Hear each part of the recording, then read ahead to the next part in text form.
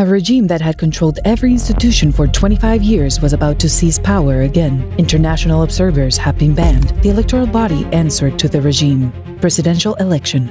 Venezuela, 2024. The leading opposition candidate had been barred, and an experienced diplomat stepped in to represent her. The opposition had no funding, no paid staff, and no lobbyists.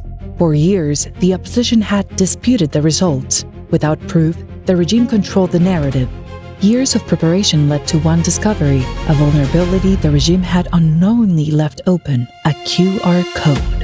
Every official ballot generates one, with the results from each voting table. That's how 600K Network was born, a parallel citizen verification system designed by Comando Venezuela to turn data collected on their phones into international pressure and media validation. 600,000 volunteers were secretly trained in kitchens, church basements, and backrooms to scan each QR and transmit results, risking their safety. Donated laptops, borrowed generators, homemade food. 1 million people mobilized in silence across 15,000 centers and more than 30,000 tables. When the Electoral Authority announced the man who had held power for over a decade as the winner without showing a single ballot, the opposition leaders stepped before the cameras that same night to prove the real outcome. 2 days later, 85% of the ballots were published at resultadosconvenezuela.com. A global public affairs playbook delivered the evidence to credible validators and moved the truth through diplomatic channels.